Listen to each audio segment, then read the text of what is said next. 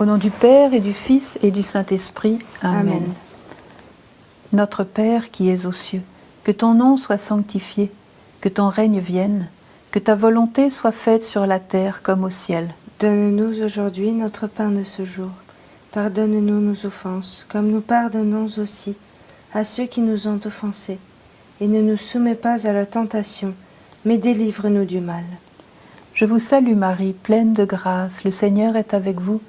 Vous êtes bénie entre toutes les femmes, et Jésus, le fruit de vos entrailles, est béni. Sainte Marie, Mère de Dieu, prie pour nous pauvres pécheurs, maintenant et à l'heure de notre mort. Amen. Je crois en Dieu, le Père Tout-Puissant, Créateur du ciel et de la terre, et en Jésus-Christ, son Fils unique, notre Seigneur, qui a été conçu du Saint-Esprit, est né de la Vierge Marie, a souffert sous Ponce Pilate, a été crucifié, est mort, a été enseveli, est descendu aux enfers. Le troisième jour est ressuscité des morts, est monté aux cieux, est assis à la droite de Dieu, le Père Tout-Puissant, d'où il viendra juger les vivants et les morts.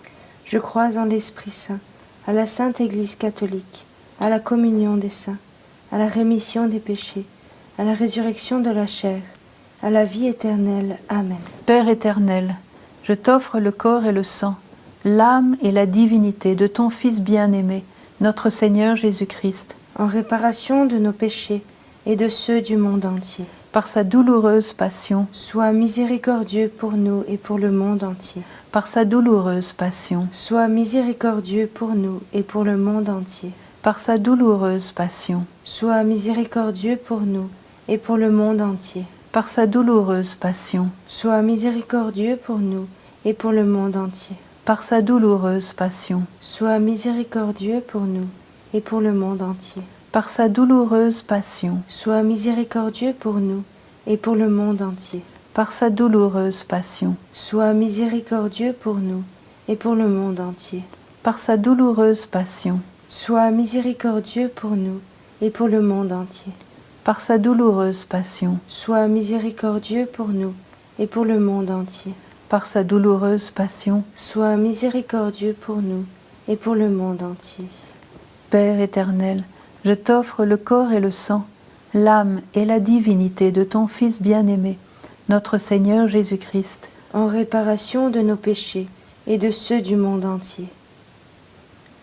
Par sa douloureuse passion, sois miséricordieux pour nous et pour le monde entier. par sa douloureuse passion, Sois miséricordieux pour nous et pour le monde entier. par sa douloureuse passion, Sois miséricordieux pour nous et pour le monde entier. par sa douloureuse passion, Sois miséricordieux pour nous et pour le monde entier. par sa douloureuse passion, Sois miséricordieux pour nous et pour le monde entier. par sa douloureuse passion, Sois miséricordieux pour nous et pour le monde entier. par sa douloureuse passion, Sois miséricordieux pour nous et pour le monde entier. par sa douloureuse passion, Sois miséricordieux pour nous et pour le monde entier. par sa douloureuse passion, Sois miséricordieux pour nous et pour le monde entier. par sa douloureuse passion. Sois miséricordieux pour nous et pour le monde entier. Père éternel, je t'offre le corps et le sang, l'âme et la divinité de ton Fils bien-aimé, notre Seigneur Jésus-Christ, en réparation de nos péchés et de ceux du monde entier. par sa douloureuse passion, Sois miséricordieux pour nous et pour le monde entier. par sa douloureuse passion, Sois miséricordieux pour nous et pour le monde entier. par sa douloureuse passion, Sois miséricordieux pour nous et pour le monde entier. par sa douloureuse passion, Sois miséricordieux pour nous et pour le monde entier. par sa douloureuse passion, Sois miséricordieux pour nous et pour le monde entier. par sa douloureuse passion, Sois miséricordieux pour nous et pour le monde entier. par sa douloureuse passion, Sois miséricordieux pour nous et pour le monde entier. par sa douloureuse passion, Sois miséricordieux pour nous et pour le monde entier. par sa douloureuse passion, Sois miséricordieux pour nous et pour le monde entier. par sa douloureuse passion, Sois miséricordieux pour nous et pour le monde entier. Père éternel, je t'offre le corps et le sang, l'âme et la divinité de ton Fils bien-aimé, notre Seigneur Jésus-Christ, en réparation de nos péchés et de ceux du monde entier. par sa douloureuse passion, Sois miséricordieux pour nous et pour le monde entier. par sa douloureuse passion, Sois miséricordieux pour nous et pour le monde entier. par sa douloureuse passion, Sois miséricordieux pour nous et pour le monde entier. par sa douloureuse passion, Sois miséricordieux pour nous et pour le monde entier. par sa douloureuse passion, Sois miséricordieux pour nous et pour le monde entier. par sa douloureuse passion, Sois miséricordieux pour nous et pour le monde entier. par sa douloureuse passion, Sois miséricordieux pour nous et pour le monde entier. par sa douloureuse passion, Sois miséricordieux pour nous et pour le monde entier. par sa douloureuse passion, Sois miséricordieux pour nous et pour le monde entier. par sa douloureuse passion, Sois miséricordieux pour nous et pour le monde entier. Père éternel, je t'offre le corps et le sang, l'âme et la divinité de ton Fils bien-aimé, notre Seigneur Jésus-Christ, en réparation de nos péchés et de ceux du monde entier. Par sa douloureuse passion, Sois miséricordieux pour nous et pour le monde entier. par sa douloureuse passion, Sois miséricordieux pour nous et pour le monde entier. par sa douloureuse passion, Sois miséricordieux pour nous et pour le monde entier. par sa douloureuse passion, Sois miséricordieux pour nous et pour le monde entier. par sa douloureuse passion, Sois miséricordieux pour nous et pour le monde entier. par sa douloureuse passion, Sois miséricordieux pour nous et pour le monde entier. par sa douloureuse passion, Sois miséricordieux pour nous et pour le monde entier. par sa douloureuse passion, Sois miséricordieux pour nous et pour le monde entier. par sa douloureuse passion, Sois miséricordieux pour nous et pour le monde entier. par sa douloureuse passion, Sois miséricordieux pour nous et pour le monde entier. Père éternel, je t'offre le corps et le sang, l'âme et la divinité de ton Fils bien-aimé, notre Seigneur Jésus-Christ, en réparation de nos péchés et de ceux du monde entier. Dieu saint, saint fort, saint immortel, Prends pitié de nous et du monde entier. Dieu saint, saint fort, saint immortel, Prends pitié de nous et du monde entier. Dieu saint, saint fort, saint immortel, Prends pitié de nous et du monde entier. ô sang et eau qui avait jailli du cœur de Jésus, en fontaine de miséricorde pour le monde, J'ai confiance en vous. ô sang et eau qui avait jailli du cœur de Jésus, en fontaine de miséricorde pour le monde, J'ai confiance en vous. ô sang et eau qui avait jailli du cœur de Jésus, en fontaine de miséricorde pour le monde, J'ai confiance en vous. Jésus, J'ai confiance en toi. Jésus, J'ai confiance en toi. Jésus. J'ai confiance en toi. Misericordias Domini in aeternum cantabo. Misericordias Domini in aeternum cantabo. La miséricorde du Seigneur, à jamais je la chanterai. La miséricorde du Seigneur, à jamais je la chanterai. Shalom à tous et à toutes. Je sais que les étudiants ne sont pas très habitués à ce qu'on déploie la technologie. Je dis merci à Oli qui aujourd'hui nous permet de quand même tenir un direct avec, je vais dire un direct bien élaboré, ce n'est pas le téléphone comme d'hab et tout ça. Alors je suis content d'être avec vous. Il ne faudrait pas que le caractère très sérieux du direct, de ce 15 heures là, vous fasse croire que bon, c'est soit pas du direct ou bien il y a quelque chose qui ne va pas, tout va bien. D'ailleurs je suis là, je vais très bien. Et puis j'ai introduit une nouvelle rubrique, à part le lundi les consignes prophétiques de la semaine, les mardis, questions-réponses. Désormais, en fin de semaine, c'est-à-dire pour la plupart du temps les vendredis, et parfois on verra entre mardi, mercredi, pardon, entre mercredi, jeudi, vendredi, le jour qu'on pourra prendre. Mais les vendredis, il y aura l'invité de la semaine. L'invité de la semaine, ça sera pour qu'il y ait d'autres personnes qui vous donnent aussi d'autres cours. L'invité de la semaine. On aura des invités prédicateurs, on aura des invités chantres. Alors, installez-vous comme d'habitude, vous mettez les femmes enceintes à droite, je vous en prie, ne les bousculez pas, s'il vous plaît. Les femmes enceintes aussi, quand on vous donne une partie de l'amphi, voilà, sachez que vous êtes en amphi, quoi, voilà. Hein? Pas de loco, pas de kaolin. Les boîtes à autre chose, là, vous voyez, non? Évitez ça. Les futurs mariés, attaquez la gauche carrément. Et puis, les bavards restent dans le fond. Les autres personnes de l'amphi, les silencieux, ceux qui ne parlent jamais, qu'on ne spotte jamais, parce que vous ne parlez pas, on ne dit pas vos noms aussi. Ça vous fait mal, mais parlez de temps en temps. Hein? Même si vous ne parlez pas comme les bavards, vous ne parlez pas. Et puis, ça vous permet, vous parlez un peu quand même, et puis nous, ça nous permet de connaître des noms. Au passage, je vous dis merci d'être assidus, ceux qui sont assidus, ceux qui ne viennent pas au cours là, eux tous, moins 5. Voilà. Dans 2 minutes, je vais fermer les portes de l'amphi. Donc, tous ceux qui n'y sont pas, ils vont rester dehors. Voilà.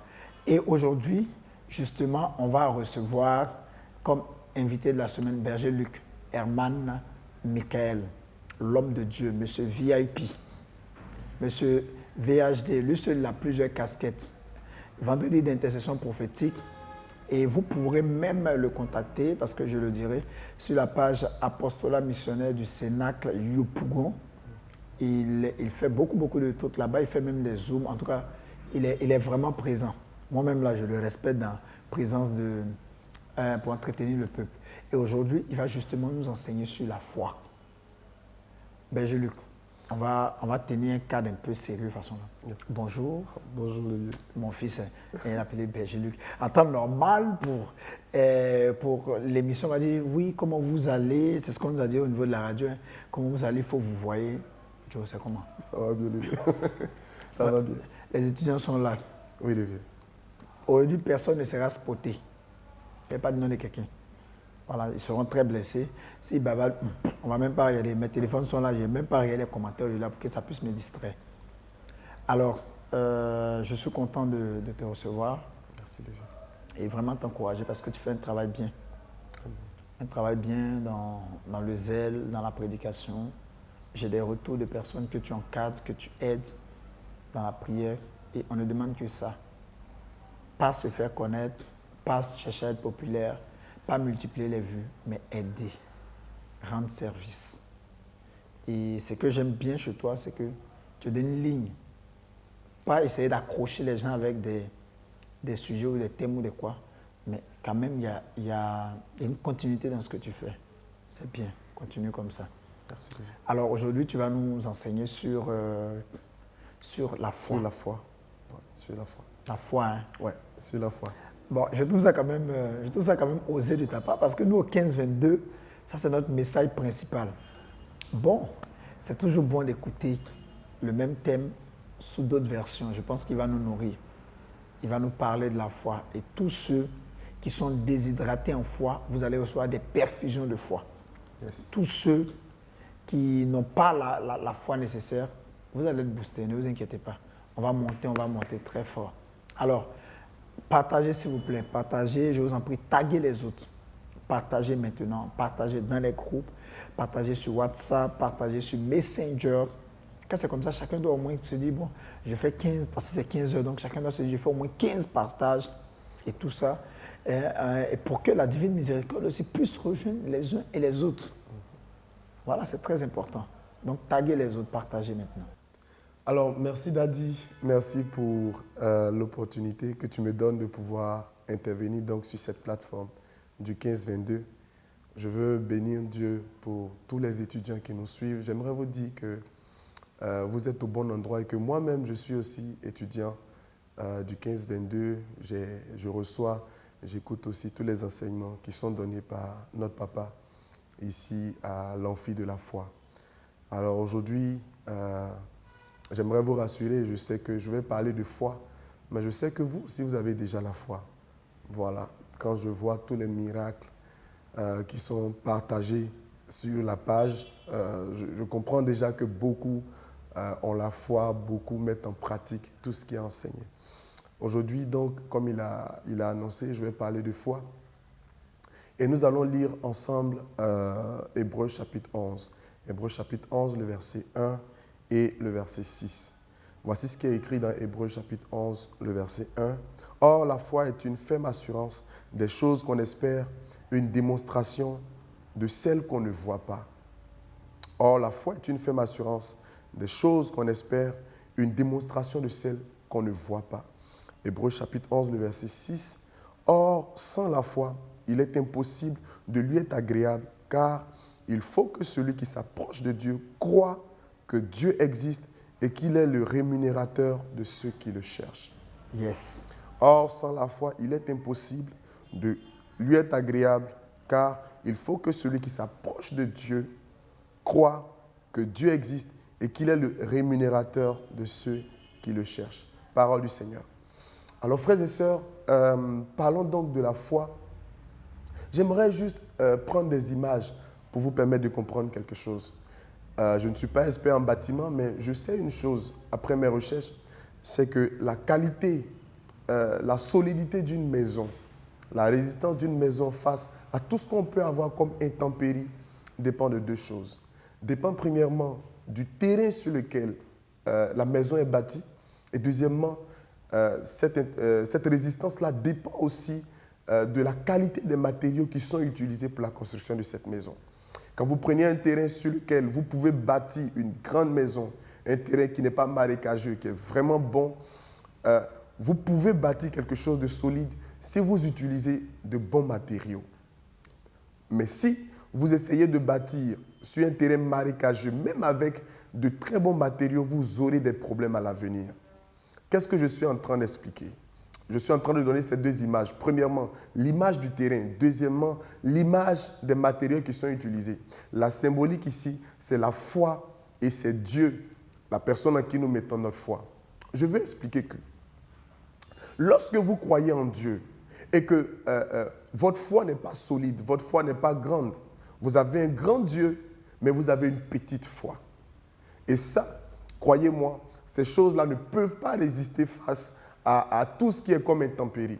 Quand vous avez aussi une très grande foi, mais que vous ne placez pas totalement cette foi en Dieu, mais que vous placez cette foi en une personne, en un mortel, là encore vous faites l'erreur et vous êtes sûr de voir votre édifice s'écrouler. Frères et sœurs, nous sommes nombreux à avoir un grand Dieu. Le Dieu que nous servons, il est grand, mais à avoir une petite foi.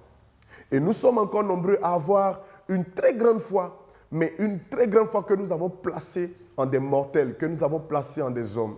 La conclusion, c'est que notre maison, notre édifice finit par s'écrouler. Je suis en train de dire à une personne que la solidité de ta vie, la solidité de ta relation avec Dieu dépend de la qualité de la foi que tu mets en Dieu, dépend de la considération que tu mets dans les choses de Dieu. Frères et sœurs, parlant de foi, quand vous remarquez une personne stable, quand vous remarquez une personne qui ne tremble pas devant les événements, quand vous remarquez une personne qui ne tremble pas devant les décisions à prendre, humainement parlant, c'est que cette personne s'appuie sur des ressources. Elle sait sur quoi elle s'appuie. Quand nous parlons de la rentrée scolaire des enfants, quand nous parlons des voyages, quand nous parlons de tout ce qui est événement qu'on doit organiser, quand une personne ne tremble pas devant toute cette charge, c'est que financièrement, c'est que cette personne a des ressources sur lesquelles elle peut compter. Mais quand vous voyez une personne s'affoler, dès qu'il y a un problème, dès qu'il y a un souci, c'est que cette personne manque de ressources parce qu'elle ne sait pas où trouver les ressources pour régler tel problème. Alléluia. Et j'aimerais dire effectivement que la foi ressemble exactement à l'argent qu'on a. Avoir de la foi, c'est comme avoir de l'argent, parce qu'avoir de l'argent, c'est être capable de pouvoir entreprendre, c'est être capable de pouvoir lancer des projets, c'est être capable de pouvoir organiser des choses. Ça, humainement parlant, on peut le considérer ainsi. Mais dans notre cas de figure, dans le plan spirituel, avoir la foi, c'est comme avoir de l'argent. C'est être capable de ne pas trembler face aux événements. C'est être capable de ne pas être embrouillé. C'est être capable d'avoir une bonne lecture des événements parce qu'on sait ce qui en compte. Parce qu'on sait que ce qu'on voit aujourd'hui ne peut pas nous distraire par rapport à ce qu'on va avoir demain. Le livre de 2 Corinthiens, chapitre 5, le verset 7 dit « Nous ne marchons pas selon la vue, mais nous marchons selon la foi. » Frères et sœurs, s'il y a une chose importante dans notre vie chrétienne que nous devons garder jalousement, dont nous sommes sûrs que cette chose pourra nous aider à progresser, à être stable dans quel que soit le temps, c'est la foi. Un chrétien qui manque de foi est un chrétien qui ne peut pas se projeter dans le futur, est un chrétien qui ne peut pas bâtir quelque chose de solide. Je l'ai dit tout à l'heure, la solidité d'une maison va dépendre du terrain, va dépendre des matériaux qu'on utilise. Premièrement, tu dois croire que ton Dieu est capable de tout faire. La Bible dit, ceux qui se confient en l'Éternel sont comme la montagne de Sion. Elle ne chancelle pas, elle est affermie pour toujours. Croyez-moi, si vous avez placé votre foi en Dieu, la Bible dit, ceux qui lèvent les yeux vers l'Éternel, ceux-là ne seront jamais couverts de honte.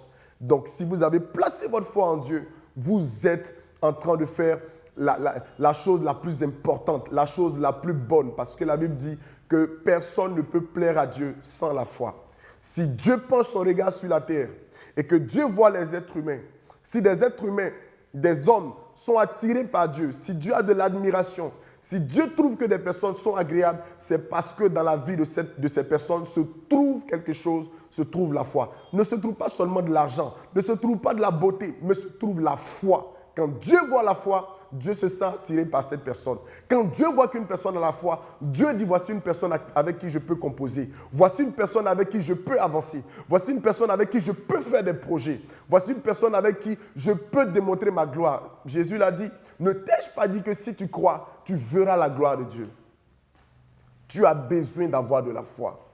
Écoute, lorsqu'une situation se présente devant nous, on arrive clairement à savoir qui a la foi ou qui n'a pas la foi. Par tout ce qui se produit au-devant de nous, on peut savoir. La foi n'est pas quelque chose qu'on peut cacher pendant longtemps. La foi n'est pas quelque chose qu'on peut étouffer comme ça. La foi se démontre. La foi ne reste pas cachée. C'est pourquoi l'apôtre Jacques va dire que quelqu'un ne peut pas dire « j'ai la foi et toi tu as les œuvres » ou « j'ai les œuvres, toi tu as la foi ». Non, celui qui a la foi doit aussi avoir les œuvres qui accompagnent la foi. Et c'est pourquoi il dit la foi sans les œuvres, c'est une foi morte. J'ai envie de poser la question à quelqu'un, est-ce que tu as la foi? Est-ce que tu as un peu de foi? Jésus dit, les apôtres ont dit à Jésus, augmente-nous notre foi. Et le Seigneur répond, si vous avez une foi petite comme cette graine de sénévé, vous pourrez dire à cette montagne, ôte-toi de là, jette-toi dans la mer. Vous avez besoin d'un peu de foi. Est-ce que tu as un peu de foi? On ne demande pas si tu pries. On dit, est-ce que tu as un peu de foi? Juste un peu de foi. Et les résultats seront visibles. J'aimerais parler donc, à la suite de l'apôtre Jacques, des conséquences de la foi. Une fois qu'on a la foi, qu'est-ce qu'on peut remarquer? Qu'est-ce qu'on peut observer? Qu'est-ce qu'on peut avoir comme conclusion, comme résultat dans la vie d'une personne qui a la foi? La première des choses, c'est que je m'appuie sur Matthieu chapitre 21, le verset 22. La Bible dit, si vous croyez, vous recevrez tout ce que vous demanderez dans la prière. Si vous croyez, vous recevrez tout ce que vous demanderez dans la prière. Ici, Jésus fait un parallèle entre, ou du moins la liaison avec l'exaucement, la prière et la foi. Donc si quelqu'un s'attend à l'exaucement, cette personne doit passer d'abord à l'école de la foi et à l'école de la prière. En d'autres termes, si quelqu'un a la foi, la suite logique avant l'exaucement, c'est la prière. Si quelqu'un a la foi, la suite logique, c'est la prière et l'exaucement vient. Donc, j'ai envie de dire à quelqu'un que ton niveau de foi est aussi ton niveau de prière. Ton niveau de foi est aussi ton niveau de vie de prière. Parce que si tu peux croire que Dieu peut agir pour ta situation, tu passeras aussi assez de temps à parler à celui qui est capable de régler ton problème. Oh my God. Quand tu sais que le président peut résoudre ton problème, tu passes assez de temps devant son bureau à l'attendre. Tu ne rates aucune occasion parce que tu sais que celui-ci est capable de régler ton problème. Mais quand tu sais aussi que Dieu peut résoudre ton problème, tu ne passes pas assez de temps ailleurs. Tu passes assez de temps devant celui qui peut régler ton problème. Donc ma question c'est, combien de temps pries-tu? En fonction de ça, je saurai si tu as la foi ou pas. Le temps que tu passes dans la présence de Dieu est un indicateur pour montrer que tu as la foi, que tu crois que la personne à qui tu t'adresses peut résoudre ton problème. C'est ce qui est dit dans Hébreux 11, verset 6. Il faut que celui qui s'approche de Dieu croit que Dieu existe et qu'il est le rémunérateur de ceux qui le cherchent. Alléluia, frères et sœurs. Écoutez-moi bien, devant chaque situation, la personne vers qui vous passez assez de temps, c'est en cette personne que vous avez mis votre foi.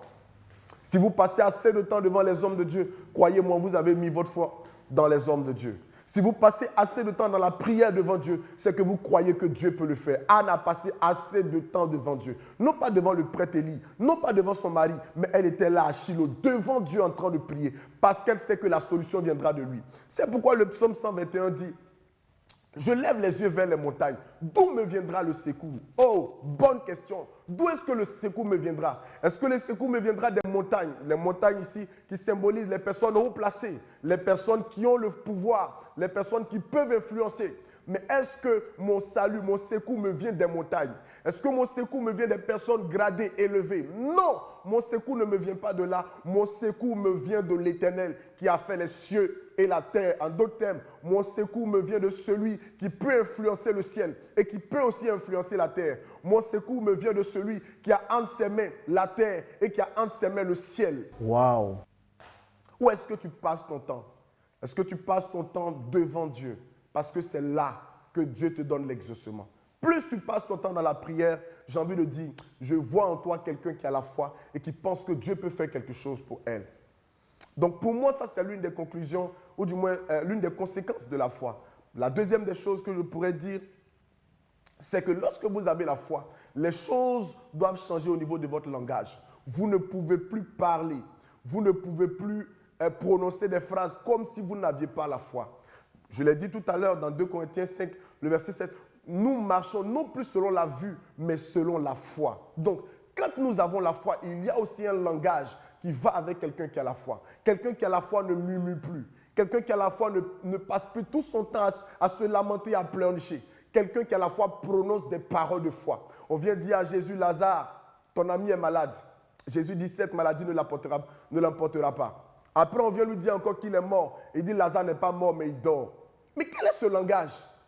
Comment est-ce que tu peux nous dire que quelqu'un qui est mort est encore en vie? On vient lui dire: la fille de Jairus, elle est décédée. Jésus dit: la fillette n'est pas morte, mais elle dort. La preuve, les gens se sont moqués de lui. J'ai envie de dire que l'une des conséquences de la foi, c'est ton langage.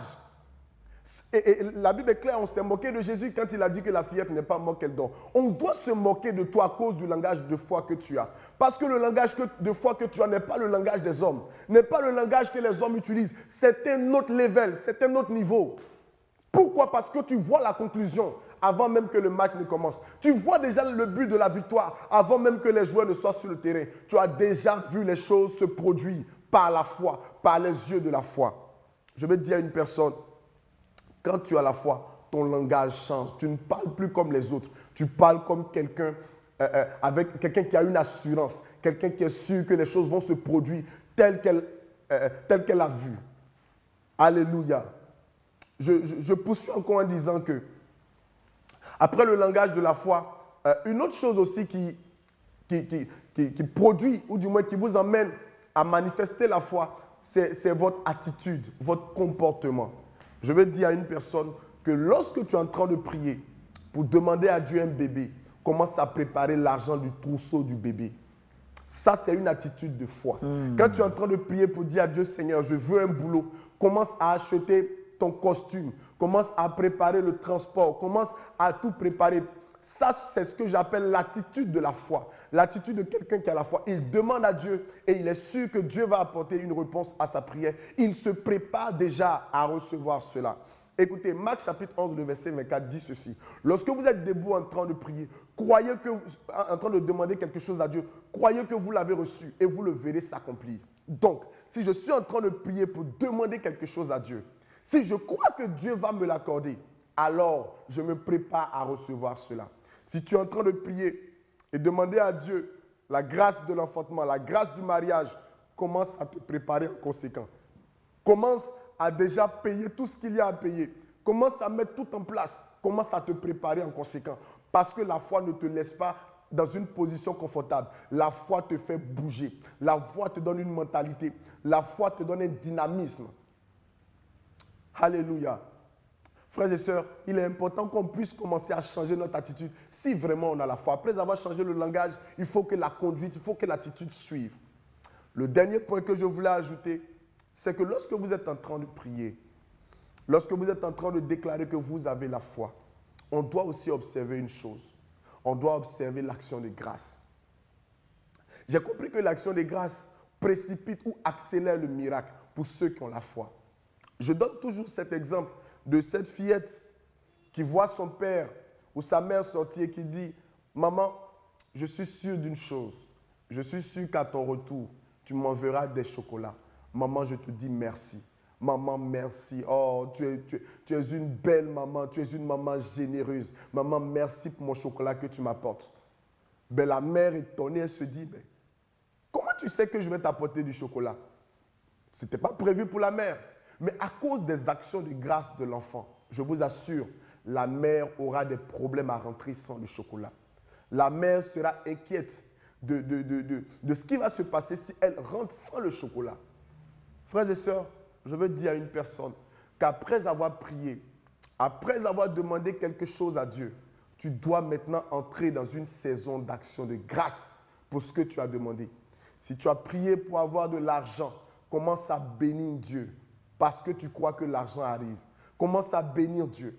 La fillette, elle ne va même plus s'inquiéter. Elle va juste rester à attendre l'heure. Parce que pour elle, l'heure à laquelle maman va arriver, il y aura du chocolat. Elle a déjà rendu grâce à Dieu.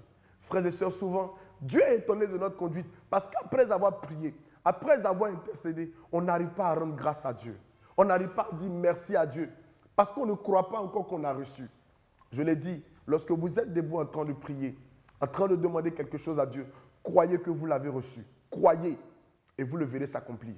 Nous, en général, on aime prier, attendre de voir le résultat avant de rendre grâce à Dieu. C'est pourquoi beaucoup commencent à rendre grâce à Dieu après les résultats de leur examen. Beaucoup commencent à rendre grâce à Dieu après le mariage. Frères et sœurs, commençons maintenant à rendre grâce à Dieu pour les résultats qui ne sont même pas encore arrivés. Commencez à rendre grâce à Dieu. Commencez à célébrer Dieu. Commencez, même si vous voulez, à demander des messes d'action de grâce. Commencez à poser ce genre d'action prophétique en disant merci à Dieu. Ça, c'est l'attitude de quelqu'un qui a la foi. Parce que tu ne vois rien. Tu n'as encore rien touché, mais tu as la ferme conviction que les choses que tu n'as pas encore vues vont se matérialiser, vont se concrétiser. Commence à dire merci à Dieu déjà. Parce que ce que tu as demandé, tu l'as eu.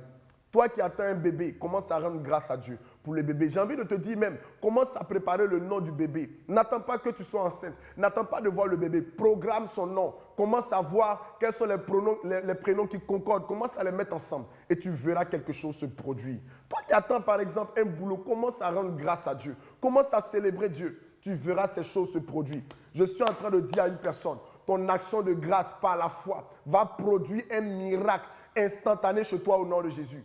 Ce que tu penses, ce que tu es en train de nourrir dans ton cœur par la foi, crois-moi, Dieu va s'atteler à réaliser cela au nom de Jésus. La Bible dit, il n'est pas un homme pour mentir, ni un fils d'homme pour se dédire. Ce que Dieu a dit, il le fera.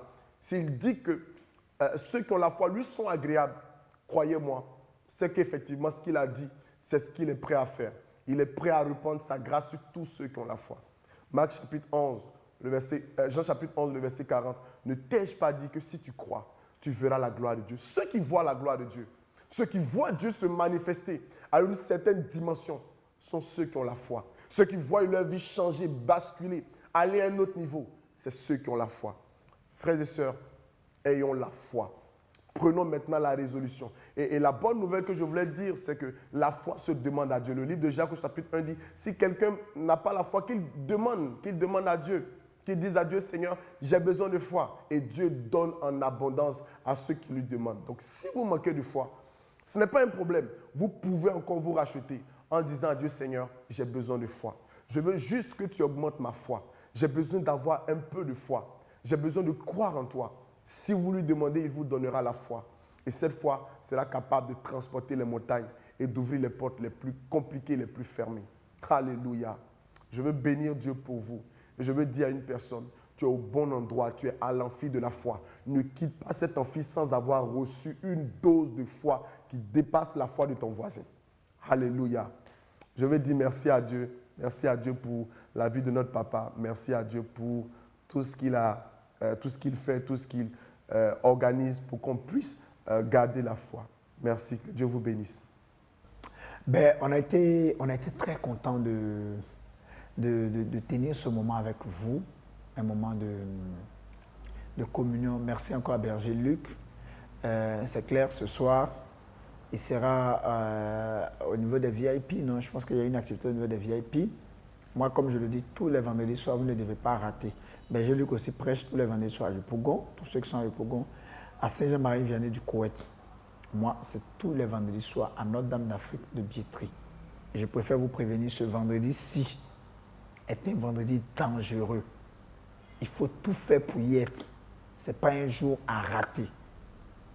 D'ailleurs, si tu viens, que tu repars, tu es sur le point de repartir comme tu es venu, vois-moi à côté, je te rembourse ton transport. Il ne faut pas rater de telles opportunités. Voilà. Que Dieu vous bénisse. Vendredi soir, on n'a pas de direct à 22h, puisque le direct commence à partir de 20h à Notre-Dame d'Afrique de Biétry. J'étais très content de prier avec vous. Que Dieu vous bénisse. Au revoir.